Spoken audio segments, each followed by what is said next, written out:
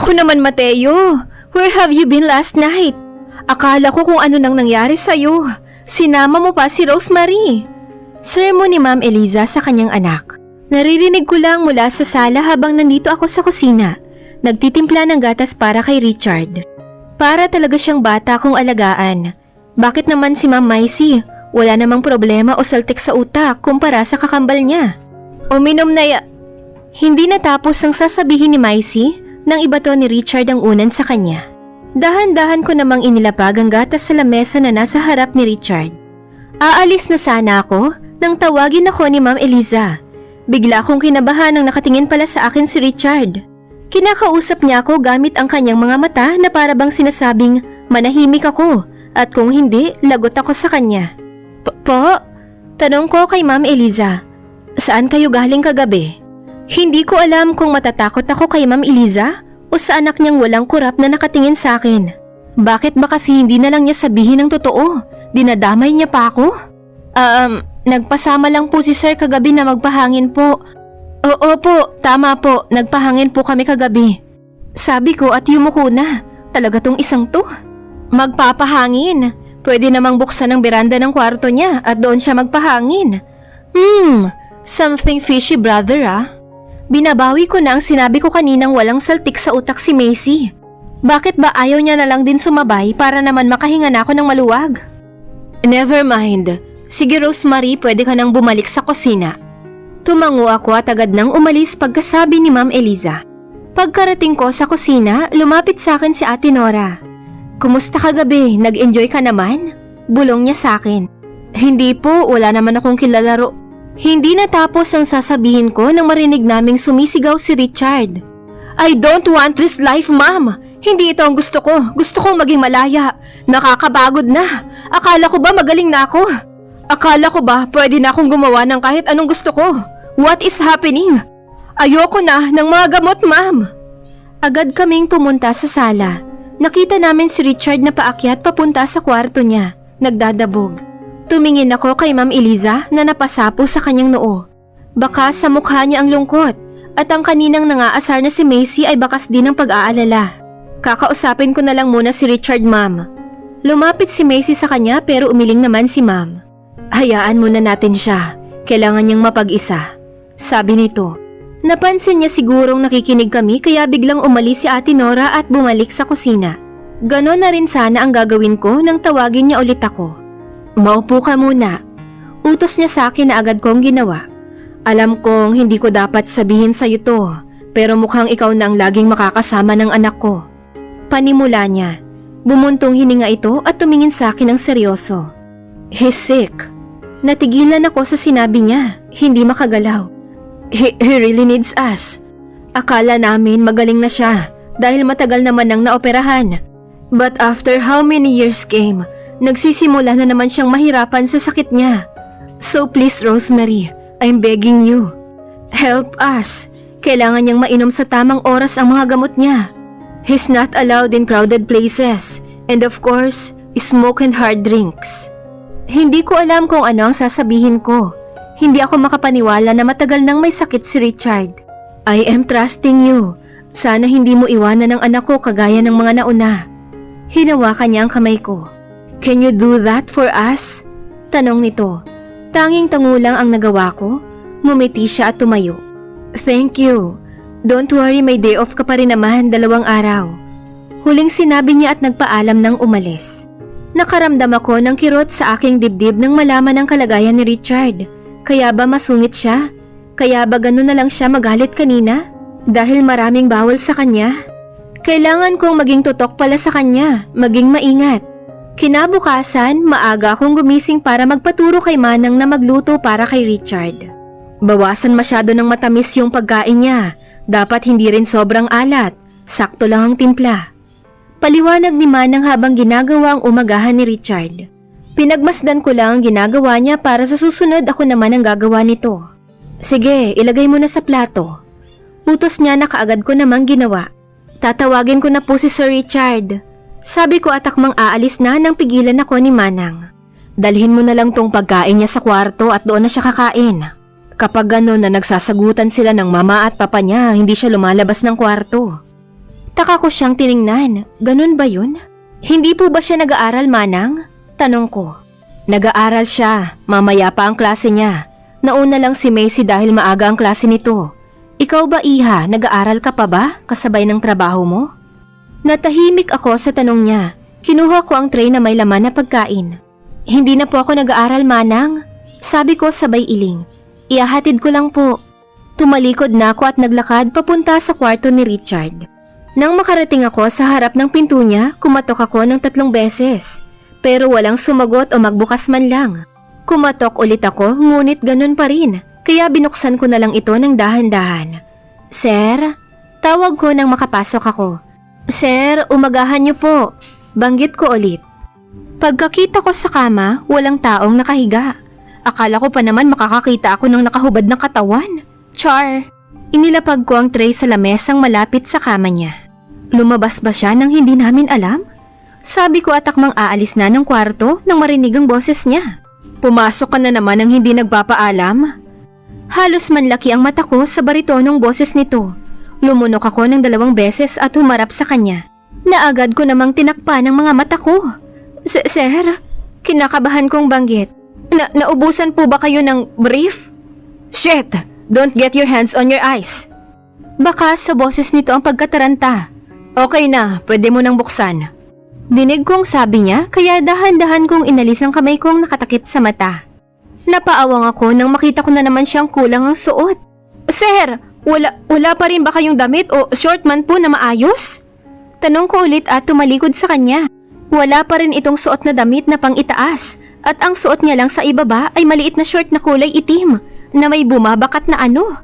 Hindi ko alam kung ano yun. Ayokong banggitin. Nakita mo na ngang nasa loob nito kanina. Buti nga nakatago na. Nanlaki ang mga mata ko sa isinagot niya sa akin. Hindi pa rin ako humarap sa kanya. Nakita ko na naman ang nasa isip ko kanina. Umiling ako at sinapo ang noo. Ayaw na tuloy maalis. Sir, aalis na po ako. Sabi ko at naglakad na nakatagilid. Hindi pa rin ako tumitingin sa kanya. Is that my breakfast, right? I can't feed myself. Ha? Ano raw? Ano sir? Tanong ko. Narinig ko ang pagsinghap niya. Pwede mo ba akong subuan? Hindi ako makakakain kako. Sabi nito na ikinainit ng mukha ko. 2 na nga ang kamay niya. Pwede ring isama ang 2 paa para makakain siya. Kailangan pa talagang subuan. Wala naman siguro sa kamay niya ang sakit niya. Hindi po ba kayo marunong sumubo? Tanong ko na sana hindi na lang pala dahil sa pabalik na tanong niya. Ikaw ba marunong kang sumubo? Napapikit ako ng mariin dahil alam kong hindi niya naman makikita. Nakatalikod pa rin ako sa kanya. Marunong po pero kaya niyo naman po atang pakainin ng sarili mo. Sagot ko. Tss, whatever, you're boring. Sabi niya. Okay, you can leave now. I'll just call you if I'm done. Dagdag pa nito. Sana po magsuot na rin kayo ng damit. Eat well. Sabi ko at akmang lalabas na nang magsalita na naman ito na naging dahilan ng pagkahinto ko. Eat me. Oh, anong nangyari sa mukha mo? Bakit pulang-pula iyan? Tinakpan ko agad ang pisngi ko at umiwas kay Manang. Hulaan ko, nakita mong nakahubad si Richard ano? Napatingin ako sa kanya dahil sa gulat ko. Masasanay ka rin, Iha. Dagdag niya pa sa akin na para bang sanay na rin siyang makakita ng ganun. Bakit ba siya naguhubad ng damit habang natutulog, Manang? Sana po sinabi niyo sa akin na ganun pala siya. Nakanguso kong sabi. Tumawa lang siya sa akin. Nakakainis kaya. Pasensya na, nakalimutan ko ring banggitin kanina. Sabi nito at bumalik sa ginawa niya. Bumalik ulit sa isip ko ang nakita ko kanina. Agad akong umiling ng mabilis para mabura. Diyos ko naman po, bakit naman kasi nakahubad ang isang yun? At ano, kailangan kong masanay na ganun lagi ang makikita ko? Diyos ko, baka gapangi anak ka ng nanay mo, Rosemary. Magtigil ha, magtigil. Day off mo na pala bukas. Nabalik ako sa katinoan ng magsalita ulit si Manang. Oo nga po. Mahinang sagot ko. Hindi ko alam kung sasaya ba sila nanay na uuwi ako bukas. Manang, sabay kaming lumingon kay Richard nang pumunta ito sa kusina. Nakasuot na siya ng uniform. Mukhang papasok na siya. Bakit iho? Aalis ka na ba? Tanong ni Manang sa kanya. Napaiwas ako ng tingin nang lumingon siya sa akin saglit. Pahanda ako ng pagkain later. My friends will be here. Pagkatapos niyang sabihin yun, tumalikod na siya. Teka, kaibigan ba kamo? Yung mga nakita ko noong nakaraang gabi? Ibig sabihin, kasama yung Claire? Paano yung pinakilala niya akong pinsan niya tapos malalaman nila na muchacha pala? Naku naman oh! Pakiramdam ko ipapahiya ako nung Claire mamaya. Tulungan niyo ako rito maghanda. Utos sa amin ni Manang na agad naman namin ginawa ni Ate Nora. Kinagabihan, dumating nga ang mga kaibigan niya. Andito na naman yung girlfriend na akala mo maganda. Napatingin ako kay Ate Nora nang magsalita siya. Bakit ate? Si Claire ba? Tanong ko pagkatapos kong ilagay ang mga pagkain sa hapag. Oo, ang arte akala mo maganda. Maputi lang naman pero maitim ang budhi. Gusto kong matawa sa itsura niya habang nagsasalita ito. Nakangiwi kasi ang mukha. Magtigil nga kayong dalawa. Baka marinig kayo ni Richard. Alam mo naman Nora na magagalit ang batang yun. Biglang singit ni Manang. Excuse me. Oh, hi. Cousin of Richard? Sabay kaming lumingon sa babaeng kakasulpot lang. Tiningnan ako mula paa hanggang ulo ni Claire. Napangiwi siya sa akin. So, I am right. You are a nanny. Nakangisi nitong sabi na para bang tuwang-tuwa sa nakita niya. Anyway, can you give me water? Nauuhaw ako eh. Sabi nito sabay inirapan ako. Nagkatinginan kaming tatlo ni Manang at Ate Nora nang bumalik ito sa sala. Tingnan mo yon, kung kapatid ko lang yun siguro nginudgud ko na siya sa inodoro. Inis na sabi ni Ate Nora. Humarap siya sa akin na nakataas ang isang kilay. Ano yung sinasabi niya na tama siya? Tanong niya. Pinakilala kasi ako ni Richard bilang pinsan niya. Narinig ko ang pagsinghap ni Manang sa gilid. Malungkot niya akong tiningnan. Diyos ko, huwag kang mag-alala. Kapag may ginawang hindi maganda ang mga kaibigan niya, sabihan mo agad ako ah. Hindi ako kumikilala ng mga mayayaman na tao. Seryosong sabi ni Ate Nora. Tanging-tango na lang ang sinagot ko. Huminga ako ng malalim bago kunin ang mga pagkain para dalhin sa sala. Hindi ko alam kung bakit ako kinakabahan. Sanay naman ako sa mga ganitong sitwasyon. Mga mayayamang tinatapakan ako. Pero bakit ngayon ay kinakabahan ako? Siguro dahil bagong mukha ang makikilala ko. Oy Richard, hindi mo naman sinabi na may magandang katulong pala kayo. Hindi ko pinansin ang lalaking nagsabi nun. Nilapag ko ang mga pagkain sa harap nila. Ramdam kong nakatingin silang lahat sa akin. 6 silang nandito. Si Richard nakatabi si Claire, isang babae na may katabing lalaki at 2 lalaki pa sa gilid ni Claire. Mas lalo tuloy akong kinabahan. Babe, why did you lie to me? Akala ko ay pinsan mo ang katulong na to. Hindi sumagot si Richard sa sinabi ni Claire. Akmang aalis na sana ako nang may magsalita. Miss, may kukunin ka pa ba roon? I can help you. Tumayo ang isang matangkad na lalaki habang nakangiti sa akin. Ay, hindi na po sir, kaya ko po. Sabi ko sa kanya at ngumiti ng tipid. Nakita ko sa gilid ng mata ko ang pagtingin ni Richard. Seryoso lang siyang nakatingin sa aming dalawa ng lalaking kaharap ko. No, it's my pleasure to help. Tara, nasaan ba? Nauna siyang maglakad kaya wala akong nagawa kundi pasamahin na lang siya. Nagtaka namang tumingin si Ate Nora sa kasama ko. Magandang araw po. Bati ng lalaki. Hindi mawala ang ngiti niya. Mas lalo siyang gumwapo. Oo, gwapo ang isang to. Maputi pa at halatang yayamanin ng kutis. Oh, Kayden, namiss kita ha. Bati sa kanya ni Manang. Ako rin Manang, tutulungan ko lang po si. Tumigil siya sa pagsasalita at tumingin sa akin. Rosemary po, sagot ko. Halata namang gusto niyang malaman ang pangalan ko. Si Rosemary po, tutulungan ko lang siyang kumuha ng mga kukunin pa rito. Magalang na sabi niya kaya agad naman iyong inasikaso ni Manang at ate. I'm Kayden pala. Sabi nito nang lumabas kami sa kusina. It's nice to see you. Hindi sinabi ni Richard na may maganda pala rito sa kanila. Pakiramdam ko ay uminit ang pisngi ko sa sinabi niya. Napaiwas ako ng tingin at ngumiti ng palihim. Rosemary! Natigil ang pagngiti ko nang may tumawag sa akin. Si Richard. Tumingin siya saglit kay Kayden at binalingan ako ng tingin ulit. Ang tagal ng mga pagkain. Nakikipagharutan ka lang pala rito. Hala, pinagsasabi nito. Bro, she's not. Tinulungan ko lang si. Hindi natuloy ang sasabihin ni Kayden nang kunin ni Richard ang dala niyang tray. Napaawang ang labi ko sa ginawa niya. Ako na rito bro, bumalik ka na lang doon. You're a visitor. Sabi nito. Taka naman siyang tiningnan ni Kayden. Ayos lang ako bro. Parang hindi ka naman sanay sa akin kapag nandito ako sa inyo. Sagot ni Kaden sa kanya. Nakatingin lang ako sa kanilang dalawa na nagpapalitan ng tingin. Sige, kunin mo na yung dala ni Rosemary at dala ko. Halos manlaki ang mga mata ko nang ibalik niya ang tray na hawak niya kay Kaden at kinuha rin ang dala kong bowl at ibinigay ito kay Kaden. Mas lalong kumunot ang noo ni Kaden sa ginawa niya. Anong problema ng taong to? Bumalik ka na sa kusina, Rosemary, at huwag kang lalabas. Maotoridad na sabi niya. Nagkatinginan kami ni Kaden dahil sa ginawa niya. Oh, I smell something malangsa.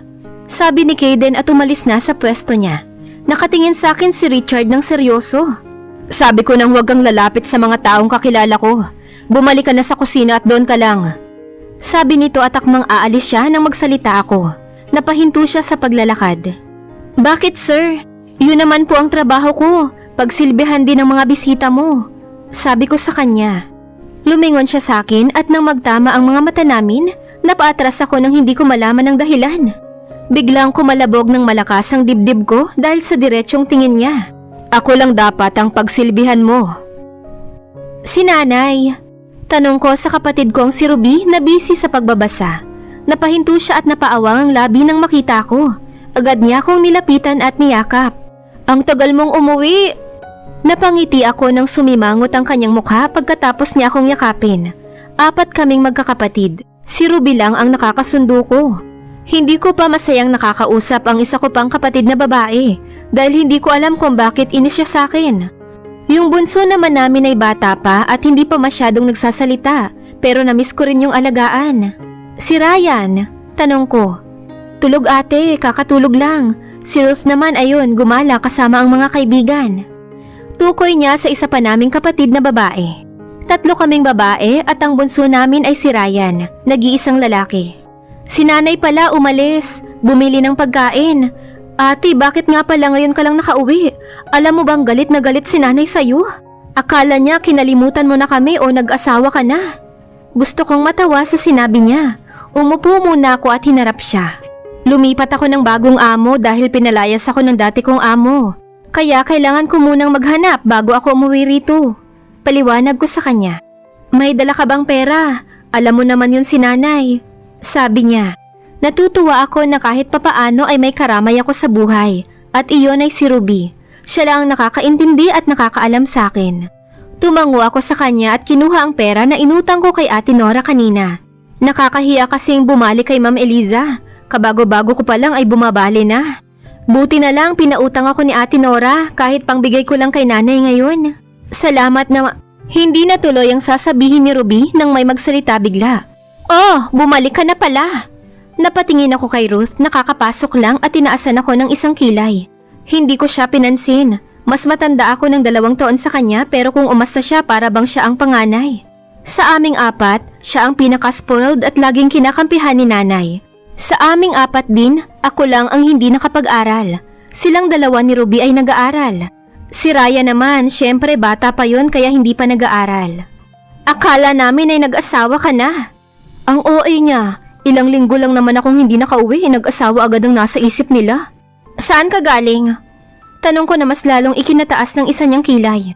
Wala kasi si nanay kaya may lakas loob akong tarayan din siya. Kapag kasi nandito si nanay, tahimik lang ako. Hinahayaan silang mag-ingay na 2. Ayokong gumawa ng pagkakamali na pagsisisihan ko lang balang araw. May sakit kasi si nanay kaya ayokong mapahamak siya. Si tatay, syempre may tatay kami. Lagi nga lang nagiinom. Bakit mo tinatanong? Sino ka ba para magtanong? Pagtataray ko pabalik sa kanya. Napailing na lang ako at akmang tatayo nang makita namin si tatay nakakapasok lang at lasing na lasing. Uy, 3 kong prinsesa! Sabi nito at tumawa pa. Paika-ika itong maglakad. Nilapitan ko agad siya at inalayan. Tumulong na rin si Ruby. Itong si Ruth tumingin lang na parang walang pakialam. Tay, naglalasing ka na naman. Sabi ko at pinaupo na namin siya sa maliit na sofa. Anak. Tumawa siya at tinubad ang damit na halatang naiinitan. Si Ruby na ang nagpatuloy sa paghubad. Napailing na lang ako sa kalagayan ng tatay ko. Rosemary, ikaw ba yan anak? Lasing na sabi nito. Ang laki mo na anak. Kailan ka pa umuwi? Dagdag niya pa at papikit na ang mata. Tay, magpahinga po muna kayo. Sabi ko at pinahiga siya sa sopa. Dito ka muna matulog anak. Namiss ko kayong makasama. Pagkatapos niyang sabihin yon, tuluyan na siyang nakatulog. Nagkatinginan naman kami ni Ruth na agad naman niya akong inirapan. Naglabas ako ng buntong hininga habang pinagmamasdan si tatay. Pinunasan na rin siya ni Ruby. Kay tatay kami close ni Ruby. Sa kanilang dalawa ni nanay, si tatay yung maunawain. Nagsimula ang paglalasing niya nung nawalan siya ng trabaho at hindi na tinanggap kahit saan. Kaya simula noon tumigil na ako sa pag-aaral at ako na ang tumulong kay nanay maghanap buhay. Hindi madali. Sobrang hirap makipagsapalaran sa laro ng buhay. Rosemary? Napalingon ako sa pamilyar na boses. Nakita ko si nanay na may dalang bilihin, kaya agad akong tumulong at nagmano sa kanya. Umuwi ka pa. Hindi ako sumagot sa sinabi niya.